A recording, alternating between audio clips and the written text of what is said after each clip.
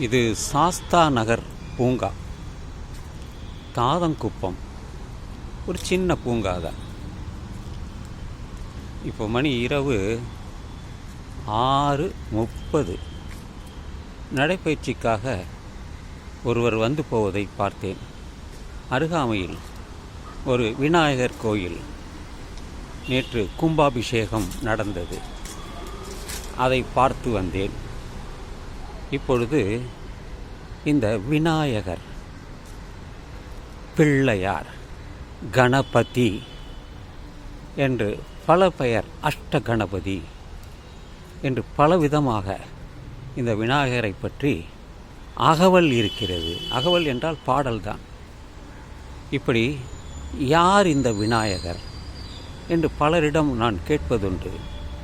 அப்படி கேட்கும் பொழுது ஒருவர் பதில் சொன்னார், அவர்தான் சிவனுக்கும் பார்வதிக்கும் பிறந்த மகன் என்பார்.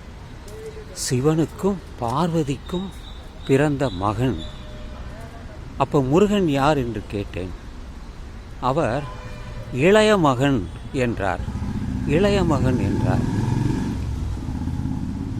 இப்படி இந்த விநாயகருக்கு மகாராஷ்டிராவில் மாதக்கணக்கில் ரொம்ப சிறப்பாக கொண்டாடுவார்கள். எல்லா தெருவிலுமே ஒரு விநாயகர் இருப்பார். விநாயகர் இல்லாமல் எந்த கோயிலுமே இருக்காது. இந்த பெருமாள் கோயிலுக்கு சென்றால் விநாயகரை வைக்க மாட்டார்கள். ஏனால் 2 மதம், இந்து மதத்திலே 2 பிரிவு இருக்குது. ஒன்று சைவம், மற்றொன்று வைணவம். இந்த சைவத்தை யாரெல்லாம் ஏற்றுக்கொண்டுள்ளார்களோ அவர்களெல்லாம் இந்த விநாயகரை எடுத்துக்கொள்வார்கள். விநாயகர் முழுமுதற் கடவுள் என்று சொல்வார்கள். விநாயகன் வினை தீர்ப்பவன் என்றெல்லாம் பாட்டு இருக்கிறது. முன்னுரையாக இதைத்தான் சொல்வார்கள். விநாயகர் வினை தீர்ப்பவர். விநாயகரை வழிபட்டால் வினைகள் தீர்த்து விடுமா என்றால் அப்படி ஒரு நம்பிக்கை. வினையெல்லாம் தீர்த்துவிடும். வினை என்பது யார் ஒருவர் செய்கின்ற காரியம், அது வினை. தமிழிலே வினை சொல் என்று இருக்கிறது, வினை முற்று என்று இருக்கிறது, வினை எச்சம் என்று இருக்கிறது. இதெல்லாம் அந்த நம்மளுடைய தமிழிலே இலக்கணத்திலே வரக்கூடியது தான் இந்த வினை என்பது. நல்வினை, தீவினை, செய்வினை என்றெல்லாம் அழைப்பார்கள். நல்வினை என்பது நல்ல விஷயங்களை செய்வது நல்வினை. செய்வினை என்பது ஒரு தீய செயல், அதற்காக செய்யக்கூடிய செயல்தான் தீவினை, செய்வினை. இதுபோல இந்த வினை பற்றி நமக்கு பல விஷயங்கள் தெரியும். நாம் செய்கின்ற ஒவ்வொரு செயலுமே வினைதான். நாம் மனதில் எதையெல்லாமோ நினைக்கிறோமோ அதைத்தான் நாம் செய்கிறோம். நம் எண்ணங்கள் தான், நமது எண்ணங்கள் தான் வாய் வழியாக, பேச்சாக அது வெளியே வருகிறது. எண்ணங்கள் நம் மனதிலே தோன்றுகிறது. ஒரு பிறந்த குழந்தைக்கு எந்த எண்ணமும் இருக்காது. அதை பற்றி முன்பு அது எங்கே பிறந்தது, யார் வயிற்றில் இருந்தது என்ற தகவல் எல்லாம் தெரியாது. அது என்ன மொழி பேசும் என்று தெரியாது. ஒரு குழந்தை எந்த வீட்டில் வளர்க்கப்படுகிறதோ அல்லது வளர்கிறதோ அந்த மொழியை, அந்த பழக்க வழக்கங்களை, அந்த சம்பிரதாயங்களை அது தெரிந்து கொண்டு அதுபடி செய்யும். வினை என்பது நாம் செய்கின்ற காரியம்தான். ஆக்ஷன் ஓரியன்டட் என்று சொல்லுவோமே, அதுதான். அப்படி ரியாக்ஷன் என்று ஒன்று சொல்லுவோம். நாம் செய்யதற்கு எதிர் சொல், அதுதான் ரியாக்ஷன். ரெண்டுமே இல்லாமல் இருக்கிறதும் இருக்குது, அமைதியாக இருக்கிறது. எந்த விதமான ரியாக்ஷனும் கொடுக்காம அதை ஏற்றுக்கொள்வது, அதுக்கு எதிர்வினை ஆற்றாமல் இருப்பது.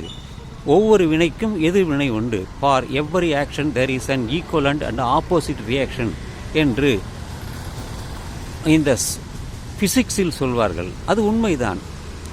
நாம் ஒரு பந்தை எறிந்தால் அந்த பந்து திரும்பி வரும். அதுதான் எறிவது ஒரு ஆக்ஷன், அது திரும்பி வருவது ரியாக்ஷன். இது நாம் சொல்லக்கூடியது தான். ஏதோ சாப்பிடுகிறோம், அது ஒரு ஆக்ஷன், அது செரிமானமாகி மலமாக வெளியே செல்கிறது, அது ஒரு ரியாக்ஷன். இப்படி ஒவ்வொரு ஆக்ஷனுக்கும் ரியாக்ஷன் உண்டு. ஆனால் நாம் சொல்லக்கூடிய வினைகள் வேறு. செய்வினை என்பது பிறரை கெடுப்பதற்காக மந்திரம் தந்திரம் என்றெல்லாம் சொல்லி அவர்கள் செய்வார்கள். அதுதான் அந்த செய்வினை என்பது. தீவினை என்பது ஒரு நல்ல செயலுக்கு எதிராக செய்வது தீவினை. ஒருவரை கெடுப்பதற்காக அல்லது அவர் நினைக்கக்கூடிய காரியங்களை வெற்றி பெறாமல் தடுப்பது, இவைகள்தான் தீவினைகள்.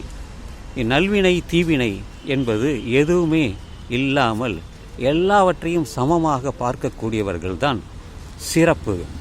அவர்கள் வாழ்க்கை நன்றாகவே இருக்கும். ஏனென்றால் எதையுமே தன்னிடத்திலே கருதாமல் அவர்கள் தான் போக்கிலே அவர்கள் செல்வார்கள். அப்படித்தான் நமக்கு நல்வினையும் தீவினையும் இருக்கிறது. இந்த விநாயகர் பற்றி தான் இது தொடங்கினேன். விநாயகர் என்பது இப்படியெல்லாம் புராண கதைகளை வைத்துத்தான் சொல்வார்கள். இது உலகத்திலே பல மதங்கள் இருந்தாலும் இந்த இந்து மதத்தில்தான் இந்த விநாயகர் பற்றி பெரிதாக பேசப்படுகிறது. விநாயகர் இப்படி மற்ற சமயங்களில் விநாயகர் பற்றி தெரியாது. ஏனென்றால் இந்த விநாயகர் என்பது தலை யானை போல் இருக்கும், உடல் மனிதன் போல இருக்கும். மனித உடலும் இந்த யானை தலையும் கொண்டதுதான் விநாயகர். இப்படித்தான் விநாயகர் பற்றி எல்லோரும் பேசுகிறார்கள். இது உண்மையா சரியா என்றால், நம்முடைய இந்து சமயத்தில் நீங்கள் எதை சொன்னாலும் அவர்கள் ஏற்றுக்கொள்வார்கள், எதிர்வினை ஆக்க மாட்டார்கள். ஏனென்றால் அப்படி ஒரு நம்பிக்கை, இது இறை நம்பிக்கை என்பது. அதனால்தான் இந்துக்களை பற்றி இந்துக்களே விமர்சனம் செய்வார்கள், இந்துக்களை பற்றி இந்துக்களே விமர்சனம் செய்வார்கள். எந்த மதத்தையும் சாராதவர்கள் பலர் இருக்கிறார்கள், என்னை போன்றவர்கள். எம்மதமும் சம்மதம் என்று சொல்லக்கூடியவர்கள் என்னை போன்றவர்கள். எதற்காக நாம் மற்ற மதங்களை எடுத்துக்கொள்ள வேண்டும்? நம் வாழ்க்கைக்கு எது தேவையோ அதை எடுத்துக்கொள்ள வேண்டும் என்று எண்ணுபவர்கள்தான். எனவே நண்பர்களே, இந்த விநாயகர் என்பதெல்லாம் ஒரு புராண கதைகள்தான். புராண கதைகளை வைத்துத்தான் இந்த இந்து மதம் பெரும்பாலும் 100க்கு 100 விழுக்காடு புராண கதைகளை அடிப்படையாக மையமாக வைத்து சொல்லப்பட்ட, எழுதப்பட்ட, பாடப்பட்ட அனைத்துமே. அதுதான் நமக்கு தெரிந்தது, இந்துக்கள் சொல்லக்கூடியது. மற்ற சமயங்களில் அப்படி எதுவும் இல்லை. ஒவ்வொருத்தருக்கும் ஒவ்வொரு விதமான நம்பிக்கை உண்டு. இது இந்துக்களுடைய நம்பிக்கை. எனவே நண்பர்களே, இந்த நம்பிக்கை பற்றிய விஷயத்தை தான் நான் சொல்லியுள்ளேன்.